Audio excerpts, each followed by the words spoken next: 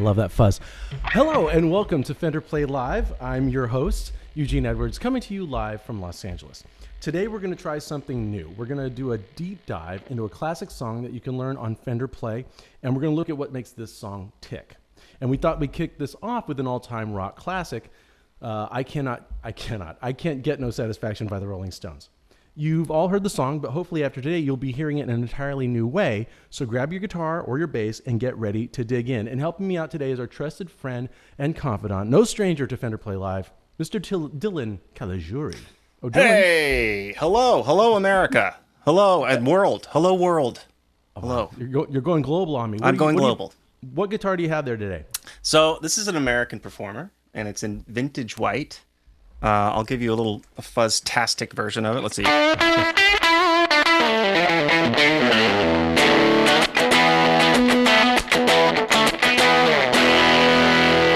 Ooh. Nice and fuzzy. Yeah. We'll be discussing Fuzz because we're talking about Satisfaction by the Stones. We've got a lot to cover today, so let's dive in.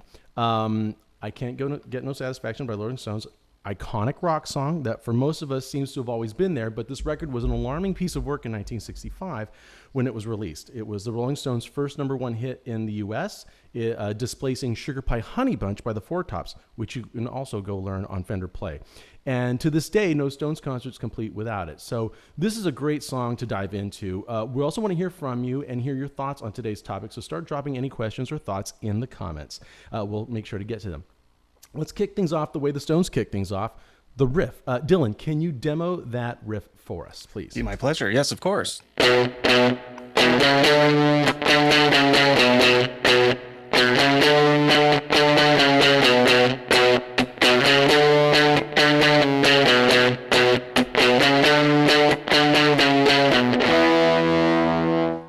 Okay, so it's an iconic riff. Let's talk about what makes it so memorable. So a little bit of context and background before we get into the recording. As legend has it, in May of '65, the Rolling Stones are on a tour of the U.S. They're in Florida. Keith Richards wakes up out of his sleep with this riff in his head, and he records it, and then he speaks the phrase, I can't get no satisfaction. We're assuming he may have got that from Chuck Berry's song 30 Days. I can't get no satisfaction from the judge is the line. And they like 10 days later, they're in a studio in Hollywood at RCA Studios, and they're cutting it, and then 2 months later, it's at the top of the charts. So these guys are working really, really fast. And so Dylan, tell me what's going on in that riff in terms of scale and theory a little bit. Just get into the weeds just a bit for me, please. Yeah, it's difficult to overstate how significant this riff is in terms of vocabulary to guitarists, both in beginning guitar player and then this sort of like benchmark that you can always keep going back to. Like if I say that tone or that riff that's at the beginning of Satisfaction, it has a connotation to it. Everybody recognizes that. So what's going on in the riff? Well, basically the riff is quite simple, as you can tell, yet there is some subtle complexity as you begin to parse it out, especially when in context against the bass line. So the riff itself, let's hear it one more time. So you'll notice that it starts on the note B on the 5th string. So the thing about this is the song is in the key of E. So what's going on there? We're going to show the bass line here in just a minute, but basically we're using the scale degrees 5, 6, and flat 7 from the key of E. And so if I'm in the key of E, I've got... So if I start on 5, you can kind of hear how it's an unfinished, an unresolved scale fragment. And if I might say so myself, I am still waiting for satisfaction at the end of that fragment. Okay, sorry. I'll try not to. Okay, anyways. But basically, we finally get to E on the chorus of the song. And so again, it's these three notes, these three iconic notes. It sounds like it's in the key of B minor. When you first start playing it, you're going to think you're playing over this chord. But realistically, you're playing over that. And so it's a really cool sort of superimposition of a different key. Now, to talk about, if you don't mind. Please do, because this is interesting about what you're saying is this riff starts and it's kind of out of context. It's three notes, but it doesn't indicate the key that it lives in, pardon the preposition, until Bill Wyman's bass comes in, and it comes in pretty soon. Yes. So first we're upset by the fuzz tone. It's so attention grabbing, and then the bass throws us off. So these guys have curveballs coming right out of the gate. So what is it with Bill Wyman's bass line here? Right. I mean, you think something's broken, right, when you first hear the tone, and then we'll talk about later that something may have very well been broken. But the bass line against the guitar riff is one of the coolest parts of this. So I've racked up the guitar riff here. Let's hear it.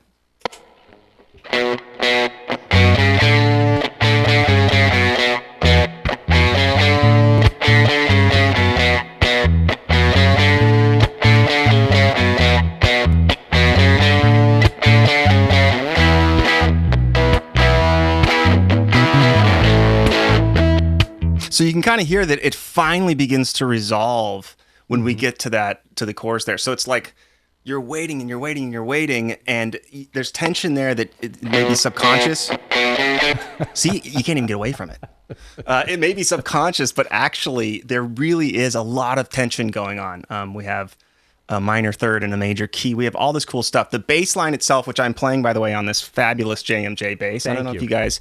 Yeah, it's pretty cool. And of course, I'll talk about the rhythm between these two parts in just a second. The bass line itself is moving from the root to the second. I'm sorry, I'll play it here. Root, second, third, and fourth. I'm sorry, I played the major third. So you can hear 1, 2, flat 3, 4, which is a pretty interesting thing to do. It's sort of a nod to the blues scale, if you will. And that's definitely where they're getting that pirate radio influence. And when you look at these two things in context, when you look at the interlocking pattern of these two rhythms, I'm going to play the riff one more time and the bass line against it. Listen to how these two things interlock, and then I'll let Eugene expand on that.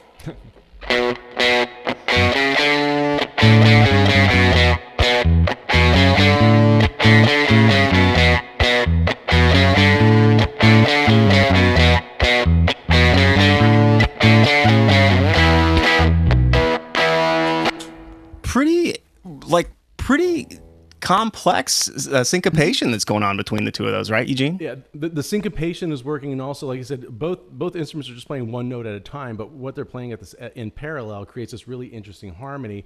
And it was just yet another thing that made this record jump out of the speakers. And we'll talk a little more about the context of that record as we get into the thick of it. But obviously, Dylan, no discussion of this is complete without talking about that classic fuzz tone. Oh. So we know that. So Keith Richards in his book says something about it being the first time anyone used fuzz. That's not actually accurate. Grady Martin used it on a Marty Robbins record. The Ventures had used it on one of the recordings, but that was an instrumental, or it was kind of an afterthought gimmick sort of thing. This is the first time the fuzz was used in a way that was integral to the lyrics and the context of the song. But we know that Keith thought he was making a demo that day in Hollywood, really, and he intended for that to be a horn line, whether it be like from a Motown record or maybe an Otis Redding thing, which explains Charlie Watts' that 4 on the floor beat that he's playing, probably inspired by "Oh Pretty Woman" by Roy Orbison. So they're listening to a lot of things, and they're all coming together on this record. This is pretty fuzzy. Can you talk to us a bit about fuzz tone and how that works? Absolutely. You know what? So with the full song lessons that we have on Fender Play, we have a tone lesson that's just so happens to be given by moi or yours truly. Oh, so dear. Nothing but a shameless. So basically, this is a really cool topic, right? So let me play the riff one more time for you, with everything intact, and let's just build it out. Let's just hear what happens, right, as you're moving forward with each effect or each sound adding.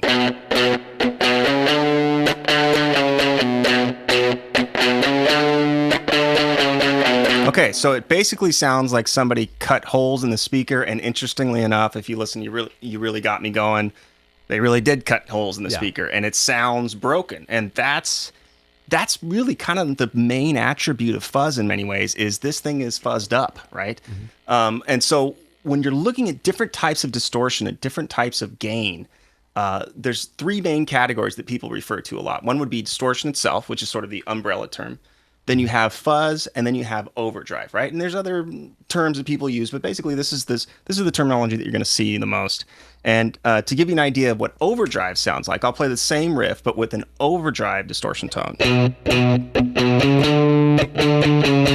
So the first thing I hear that's different is it's compressed. It sounds a lot smaller, right? And the other thing Dylan, is, oh, go ahead. What's happening? I'm sorry, but I'm just saying, is that to imitate? That's the sound of tubes getting really hot and being pushed, right? And that's how that natural compression will happen. Hot tubes, basically an amp that's overdriven. You're putting too much signal into it. It's going, I'm going to work as hard as I can. And you're getting this overdriven sound. And that is probably the most widely thought of guitar tone. When you say electric guitar, somebody hears this. They hear an overdriven tone. I'll play a little bit more.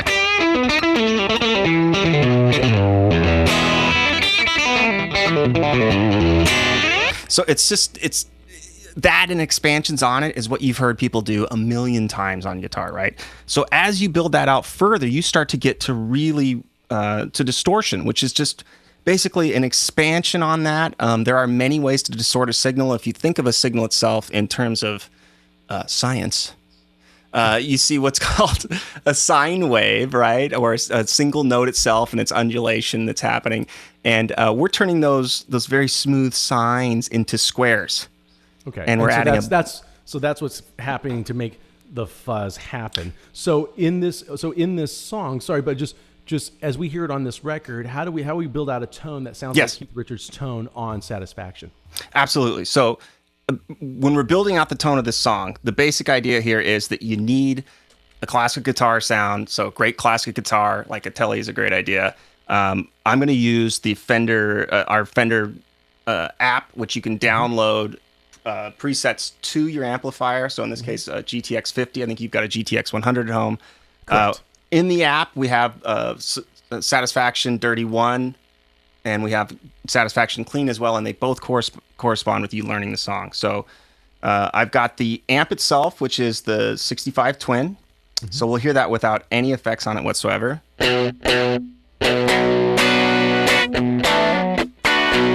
Okay, adding the fuzz on is going to give it that broken sound. So it's basically expanding on the gain that we had. And now I'm going to add some large hall reverb in.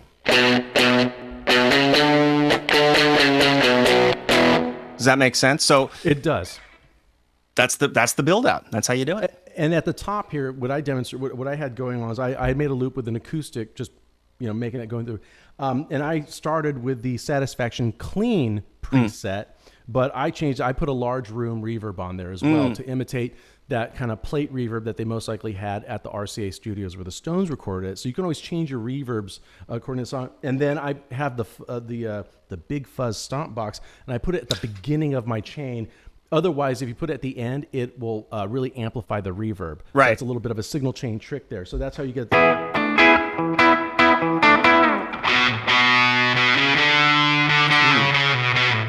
So that's the Satisfaction Clean tone on the amp with a fuzz stomp box thrown into the chain, as opposed to going between the two settings. So, so this takes us into the next section of the song, which is the verse. And we're going to hit on Brian Jones, his rhythm guitar, the acoustic track that does come in the riff intro, but we really hear it in action here in the verse. So we're going to get there. Also, what's really interesting, one more thing about that intro, great record making here. Each instrument comes in one at a time. So we hear Keith's fuzz guitar, Bill's bass, the drums and tambourine, then the acoustic. It builds perfectly in really, really short amount of time. Again, but here's the verse again. And I'm going to play through it, and then we're going to talk about some of the things that are going on in that section of the song. Sorry.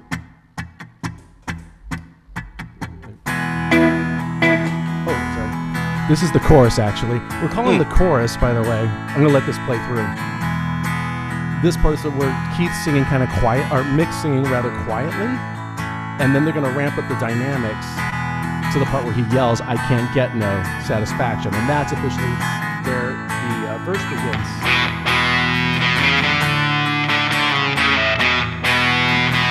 Now Mick starts driving in his car.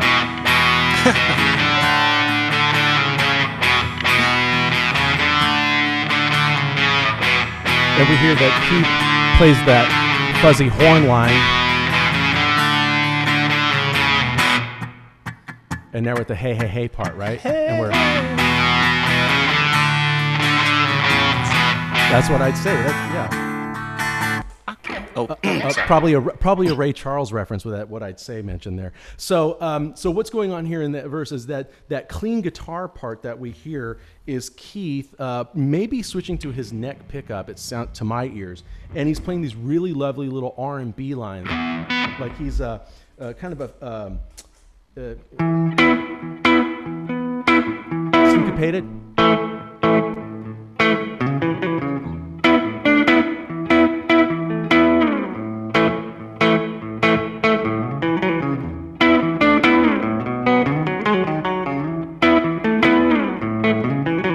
I love those little hammer-ons and pull-offs, those little fills, and it's kind of an underrated part of the song, in my opinion. My ear was always tilted towards that, and then we have this wonderful, really propulsive acoustic guitar played by Brian Jones. And Dylan, can you tell us about that part? Yeah, so basically it's an eighth note strum. He was just playing some dyads a second ago. All this stuff is on the app if you guys want to check it out. So the basic concept here is this guitar is functioning a lot like a tambourine or like a hi-hat. It's functioning largely as a rhythmic tool, and that's really kind of how you hear it. I mean, you're really hearing chicka, chicka, chicka, chicka, chicka, which is so often how an acoustic guitar really functions in a song when it's not featured directly in your face.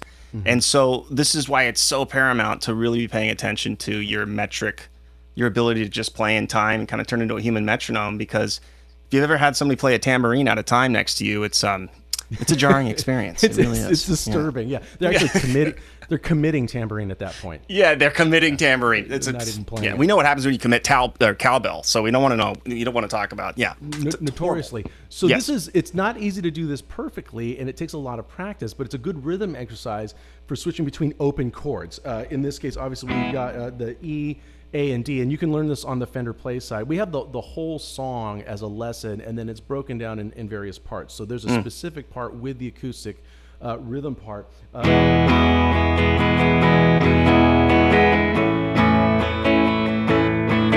Little sus at one point.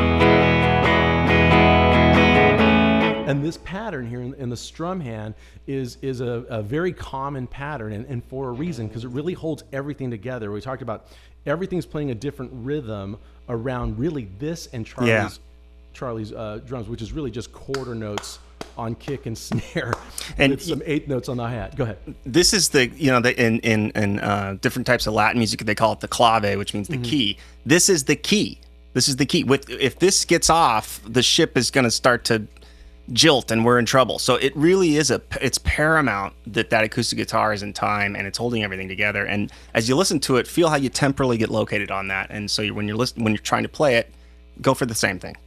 And if I may, again, getting into kind of what makes this whole record tick, and what's a really interesting aspect of this is that Mick's vocals at this point, he starts very kind of this real kind of whispers. He's singing softly, I can't get no.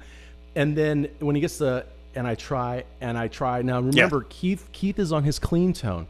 But once Mick yells, I can't get no, now the fuzz comes in. Everything's agitated. Yeah. And Mick now goes into the chorus, what we're calling the chorus, because Mick's singing at the top of his range, and it's almost as if Mick's vocal is tied thematically in some way to what Keith's doing on guitar. So now Keith jumps on his fuzz and plays all the way as Mick is yelling going on his rant. Keith is backing him up, or maybe psychosomatically, kind of shadowing his aggravation in the words of Mick. So that chorus has that riff coming back in, and when I was doing the demonstration right now, I was tempted to imitate something about Keith and his fuzz pedal.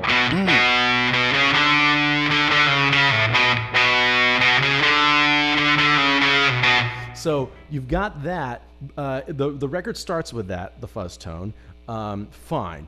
And then when we get to the first chorus, when Keith introduces the fuzz again, you can clearly hear on the record, you can hear him click. I mean, you can hear the click of the pedal. It's a very, very live moment. Well, and what? Well, no, I mean, just, he thought it was going to be replaced by horns. We're not blaming Keith. Yeah. And then the second time around, you hear him turn it on. He comes in late. It's like the poor guy's struggling with this thing. And then the third time, he comes in so early that you hear an extra fuzz note. It's like he's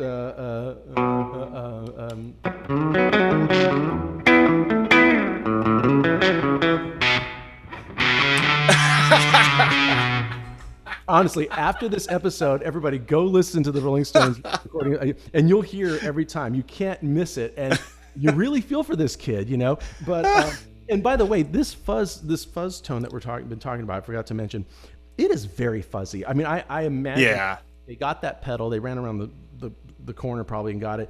And it seems as though that, you know, the amount of fuzz, somebody probably told Keith what that knob did, and it seems like any person in his early 20s would probably do. He just pinned it. He just like, well, if we're using it all the way.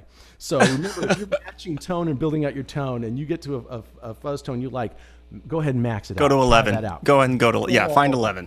Yeah. And also the thing about Keith and his fuzz pedal and the timing of it, it teaches us a great lesson. Don't let perfection get in the way of good. No one's ever been bothered by this aspect of the record, that Keith's out of time with his turning on the fuzz. There's no need to be perfect, because Keith didn't worry about it. And it's so much the Rolling Stones management and the rest of the band outvoted Mick and Keith themselves and just said, hey, we're putting this out as a single, you know. So anyway, so remember, if you can, go to the site, Fender Plays site, and we have a whole Rolling Stones section, in fact. So we have other Stones tunes, but I Can't Get No Satisfaction is certainly a full song lesson, and you can really, really pick into the parts and get everything going on here. So let's talk about the song and its significance in music history, because it does have a significance there. As I said, we had very, very polite music, even in the pop and rock world. The Beatles were still handling mostly love songs or romantic situations. Yeah. Like I said, Sugar Pie Honey Bunch is the #1 song in America. And then come these five guys with this sound and this message. And not to get too social political about it, but these were World War II kids, and if you can imagine, you know, England and especially had rations, a lot of things. They sacrificed a lot of stuff, and they were just, I'm sure they were waiting to get this war over and get back to a normal life where they could go shopping in stores and listen to commercials and see them. And then here comes this young guy in 1965 complaining that everything's too commercialized, right? And so this is a very rebellious thing to say, but clearly they were kind of echoing what they were hearing out there. It's what Mick was feeling, certainly as a young man. And don't forget the show in Florida. There's a little trivia here.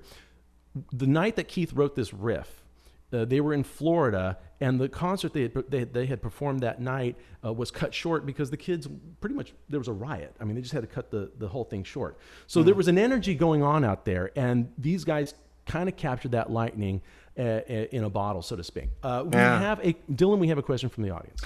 Hooray! Saying, do you know any other song that uses this effect?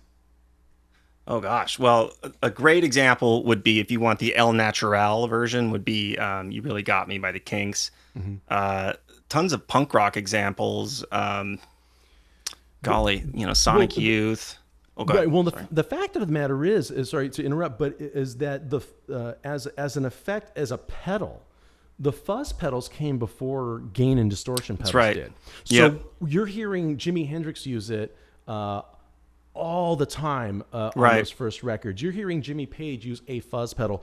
The Beatles used a fuzz pedal. There's a song called "Think for Yourself" on Rubber Soul, and they're actually using it as kind of like on electric bass, really. Yeah. So, and I think it's the Ventures Flight of the 200-Pound Bumblebee is one. We know Jeff Beck used it on some Yardbirds tunes like "Over, Under, Sideways, Down." Cream. I think he may have used one too. So, and this is a question coming from John Smith. What about the Stones' 19th Nervous Breakdown? The lick between, I'm sorry, I can't read the whole thing. Look around and here it comes. Is that considered a fuzz distortion sound? Yes. You're right. Oh shoot. It's That lick, right?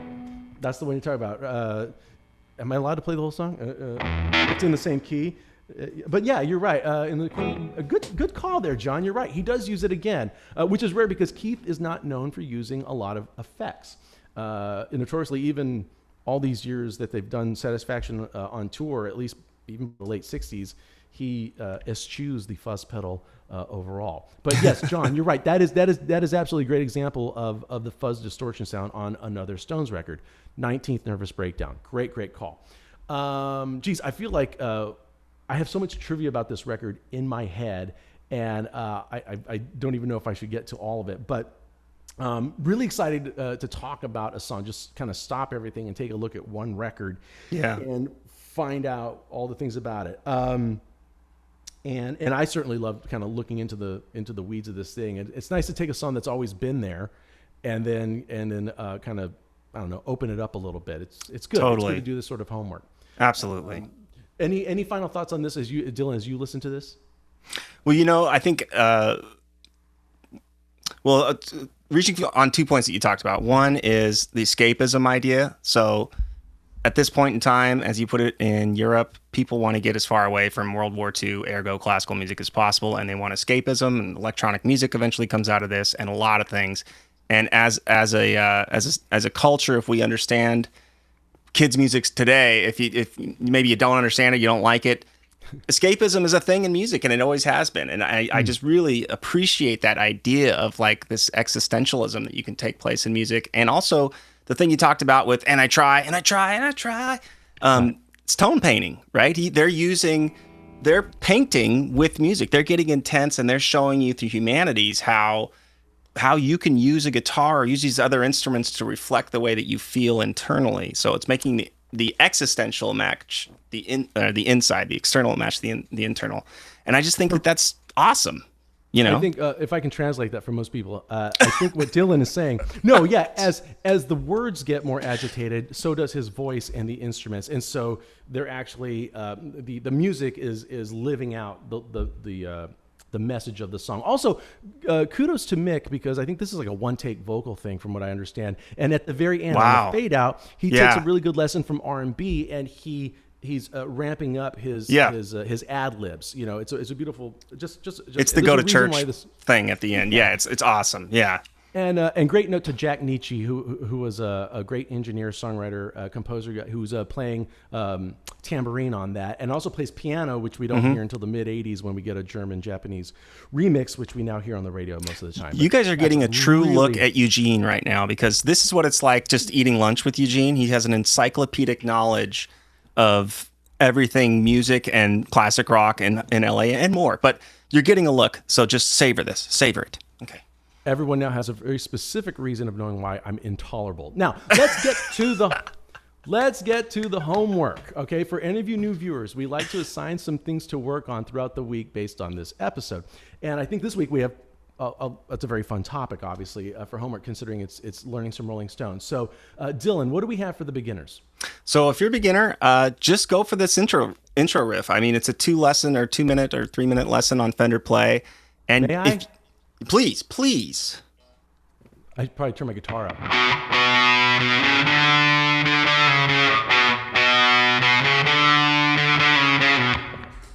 Perfecto. Yeah, no, that's it. And if you get it fast, go try to get all the little nuances of it. Go take a deep dive on it.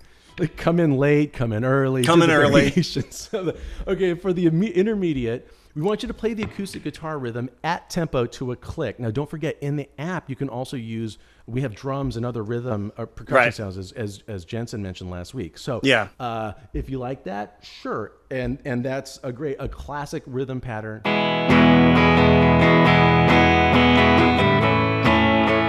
Good for that switching open position chords. And you've even got that B7 in there, which is a beautiful one. So get your acoustic out there. And for the advanced, Dylan, what do we have for the advanced? Okay, so for the advanced, I mean, we're going for the whole kit and caboodle here. You learn the entire song. Head to the full song lesson. Make sure you spend extra time on the tone lesson. I did my hair really well that day.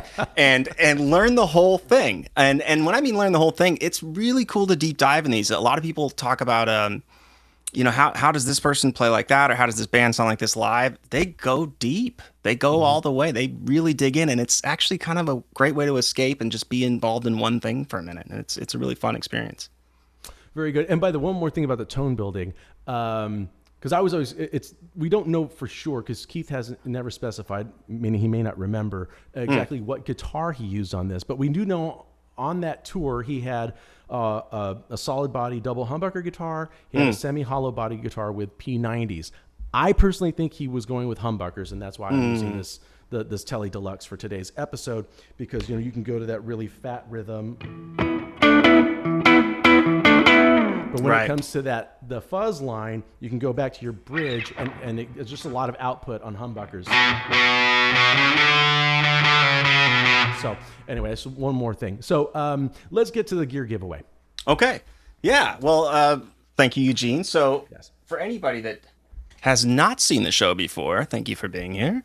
It's time for the Fender Play segment. So basically, every week, Fender Play gives away a piece of gear to a lucky subscriber who uses at least 3 7-minute sessions with Fender Play, which is equal to 1 streak. And so you get multiple streaks or multiple 3 7-minute sessions. You get multiple entries to win. If you win, you get to pick from a guitar, or an amp, or a ukulele, or there's no trombones, but there's a lot of stuff in there that you get to pick from, and it's delivered straight to your door. So make sure you get your streaks. That way I can say your name at the end of every segment. And are you guys ready to hear who won this week? Yeah, I think we all are, Dylan. Okay, we're going to do... Give me one of these. Kurt K. Kurt K. Woo! Fantastic. Kurt. There you go. Congrats to you, Kurt. Enjoy your new guitar, bass, amp, uke. Oh, sorry, not a trombone, but whatever trombone. You choose. No. Yeah. What else do you have for us, Dylan? Okay, so I don't know if you guys remember we had a contest. We had a contest last week on Instagram. Well, this week we have an update. We have the Play Free contest. So if you missed it last week, you have another chance to win up to $1,000 in Fender gear, and all you have to do is come up with an original vocal melody and show us how you transpose it on guitar, bass, or ukulele. So you're going to post a 15-second video on Instagram. You're going to tag Fender Play, and then use the hashtag Play Free Contest. That's Play Free Contest for a chance to win. So check out the link in the description and you'll get more details on how to do that. Looking forward to hearing your videos. And what else do you have for us, Dylan? Yeah, so constant new stuff on the site, right? Always check the What's New tab for new songs. The collections are hot. They're boiling. There's new collections constantly. In fact, there's a Rolling Stones collection. So can you play us a few selections from that, please?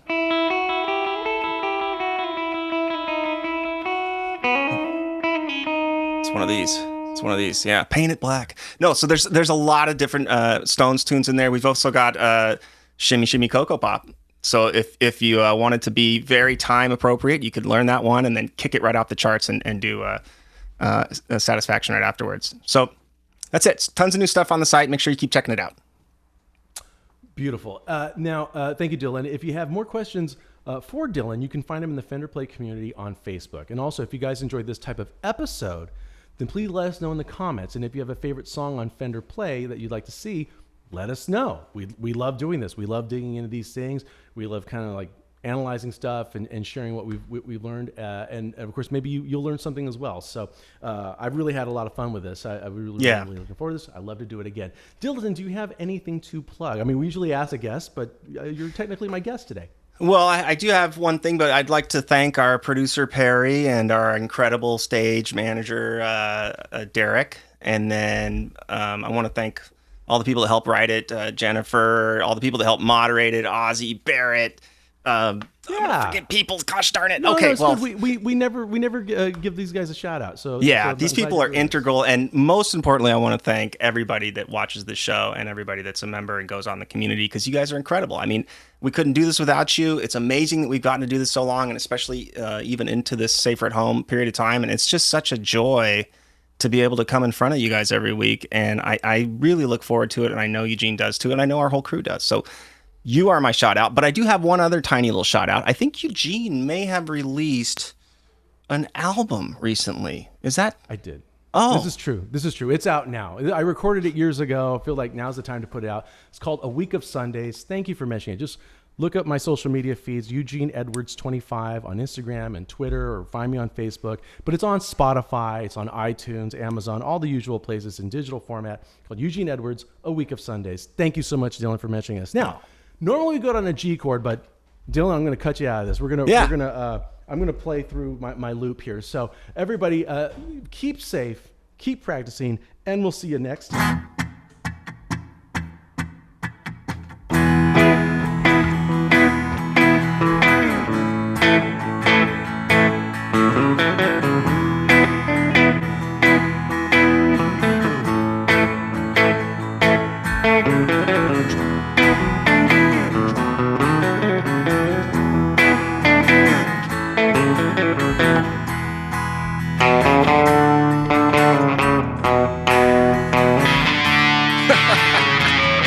As a tribute to Keith.